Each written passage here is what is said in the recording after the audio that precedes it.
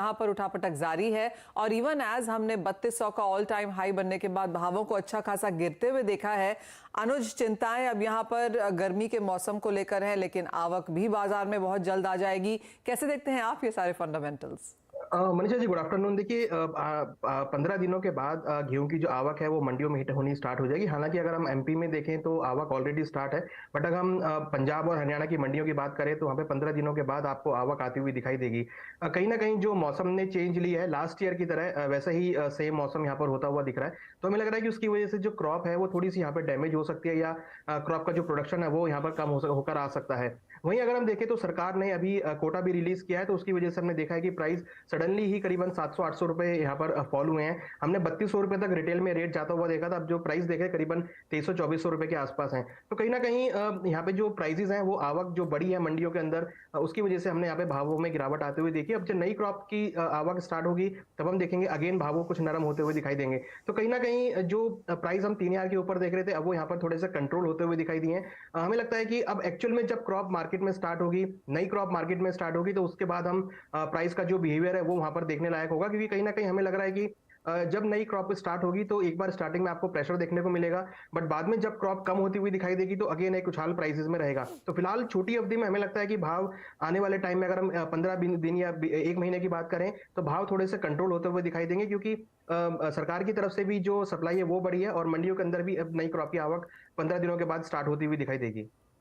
जी हाँ, तो नई आवक आएगी तो उसका असर यहाँ पर भावों में है। और इन एनी केस जिस तरह से सरकार ने एक पैनी नजर यहाँ पर रखी है गेहूं और बाकी कमोडिटीज के प्राइसेस पे, तो बहुत ज्यादा तेजी गेहूं में आए ऐसा फिलहाल नहीं नजर आता। ये सवाल दीपक आपसे है, क्योंकि ये दूसरा ऐसा साल होगा जब हम यहाँ पर मौसम की मार झेल रहे हैं क्रॉप्स के ऊपर, और इसीलिए थोड़ी सी असमंजस है किस तरह की स्थिति है, उतारा कैसा आएगा, ये काफी सारे सवाल हैं एज ऑफ नाउ पूरे एग्रीकल्चर ट्रेड के सामने। यहाँ पर गेहूं की ही अगर बात की जाए तो आप कहेंगे इवन एज सरकार ने प्रोएक्टिवनेस दिखाई है, कमेटी भी बनाई गई, लेकिन एज ऑफ नाउ बहुत ज्यादा नुकसान की रिपोर्ट जो है वो ऑन ग्राउंड से देखने को नहीं मिली। So thanks a lot for this opportunity. So Manisha, I believe that government has definitely at the highest level, right, instructions have been given to Food Corporation of India as well as Agriculture Ministry और बाकी सब departments को भी कहा गया है कि पैनी नजर रखनी है। और ये बहुत अच्छी बात है कि like these commodities are very important. जहाँ तक गेहूं की बात है, unfortunately the weather was very unkind. इसके कारण आई एम सीइंग दैट जो ग्राउंड से हमारे पास रिपोर्ट आ रही है, मैं खुद भी फील्ड पे था, मैंने जो समझा है 100 मिलियन मेट्रिक टन के आसपास का प्रोडक्शन दिख रहा है, which itself is pretty lower than our own needs. So अभी डेफिनेटली जैसे जैसे आवक आएगी तो थोड़ी सी रेंज बाउंड रहेगा market, but going forward challenges हैं हाथ में, एंड मेरे हिसाब से सरकार को प्रोएक्टिव मेजर्स लेने पड़ेंगे, and that could also be like look for import from outside, because करीब 6 मिलियन मेट्रिक टन और 60 लाख टन के जितना शॉर्टफॉल रहने के चांसेस हैं। सो वो डिमांड को फुलफिल करने के लिए हमको शायद गेहूं इंपोर्ट करना पड़े। विवेक, आपको क्या लगता है? आपको लगता है उस तरह की स्थिति यहाँ पर पहुंचती हुई नजर आ रही है कि इंपोर्ट करने की नौबत आए?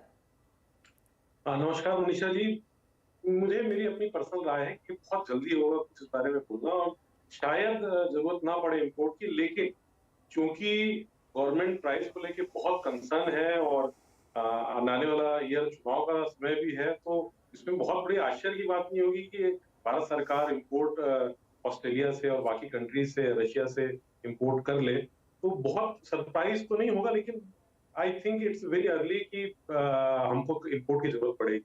सो मेरे हिसाब से तो थोड़ा मुश्किल है, बट ये वाला पॉइंट जरूर है कि सामने चुनाव है, फिर प्राइस की बहुत ज्यादा हीट जो है वो बहुत बड़ा चुनावी मुद्दा हो जाता है, तो गवर्नमेंट उस दृष्टिकोण से शायद इंपोर्ट खोल दे। क्लियरली जैसे कहा गया कि इलेक्शंस एक बहुत बड़ा मुद्दा होगा आगे जाकर, और जिस तरह का हीट वेव की बात की जा रही है, जो ऐसा माना जा रहा है कि मार्च एंड तक ही 40 डिग्रीज हम यहाँ पर बनता हुआ देखेंगे, और उसके बाद अप्रैल मई में और बढ़त यहाँ पर देखने को मिलेगी गर्मी में in sense of degree Celsius. और दूसरा इवॉल्विंग एल निनो, जो अभी भी थोड़ी सी अनसर्टनिटी है, लेकिन बाजार उसको भी यहाँ पर वॉच करेगा और सरकार की नीतियां काफी हद तक इन सबको मद्देनजर रखेंगी। ये बात हुई गेहूं की, लेकिन अगर सरसों की बात की जाए तो यहाँ पर फसल अच्छी है, बाजार को मालूम था कि यहाँ पर आवक अच्छी खासी देखने को मिलेगी और उसका असर असर हमने प्राइसेस में भी आता हुआ देखा है। अनुज, जिस तरह की प्राइस मूवमेंट यहाँ पर देखने को मिली है और एमएसपी के नीचे अब यहाँ पर जोरदार भाव गिरते हुए नजर आए हैं और पिछले साल के हाई से तो करीबन 30-35% तक अब यहाँ पर गेहूं में सरसों में गिर चुके हैं। सरसों की फसल एक चीज है, क्रशिंग दूसरी इंडस्ट्री है। कैसे देखते हैं फिलहाल इस सेक्टर को आप?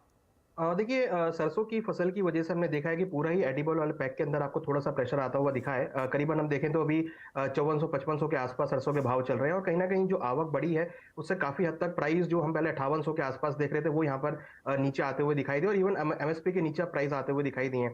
तो हमें लगता है कि जो सरसों की अच्छी फसल देखने को मिली है उसकी वजह से आने वाले टाइम में आपको प्राइस और कंट्रोल होते हुए दिखाई देंगे और हम देखेंगे कि कहीं ना कहीं एडिबल ऑयल की जो प्राइसेस हम पिछले सालों में हमने एक अच्छी खासी मोमेंटम देखा था वो यहाँ पे कुछ रुकती हुई दिखाई देगी।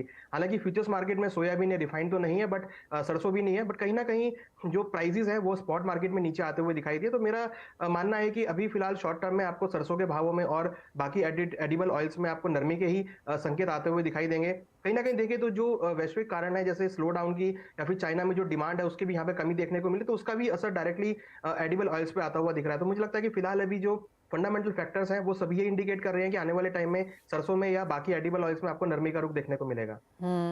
यानी मुनाफा वसूली यहाँ पर भी जारी रह सकती है और जिस तरह की फसल है उसका असर तो है ही। और इवन एज हैफेड को यहाँ पर बोला गया है सरसों खरीदने के लिए, लेकिन जब तक वो बाजार में पूरी तरह से नहीं आते, जिस तरह की खबरें हरियाणा से आ रही हैं कि इवन एज एमएसपी यहाँ पर काफी ज्यादा है लेकिन तो भी 45 और 5000 प्रति क्विंटल के बीच में यहाँ पर सरसों किसानों को बेचनी पड़ी है।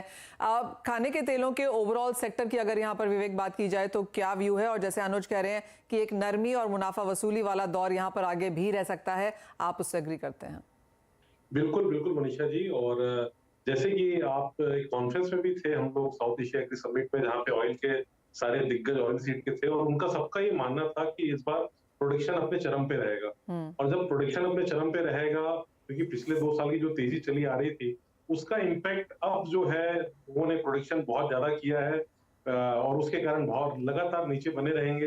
जैसा कि अभी हमारे एक पैनलिस्ट ने भी बोला कि वैश्विक मंदी भी है, चाइना भी बहुत एग्रेसिवली बाय नहीं कर रहा है, तो ओवरऑल जो मेरी अपनी राय है कि बाजार निश्चित रूप से नीचे ही रहेंगे और आने वाले समय पे मुझे बिल्कुल नहीं लगता कि बाजार में थोड़ी बहुत भी हलचल होगी। ये रेंज बाउंड ही रहेंगे, हो सकता है थोड़े और नीचे चले जाएं यहाँ से। जी हाँ, और मंदी यहाँ पर क्लियरली सरसों की तरफ से आती हुई, जहाँ पे आपको याद दिला दें कि एमएसपी है 5450 का, लेकिन जिस तरह की खबरें आई हैं कि भाव यहाँ पर क्लियरली 5000 के नीचे फिसल गए हैं। 45-4600 तक भी यहाँ पर खरीदारी की गई है प्राइवेट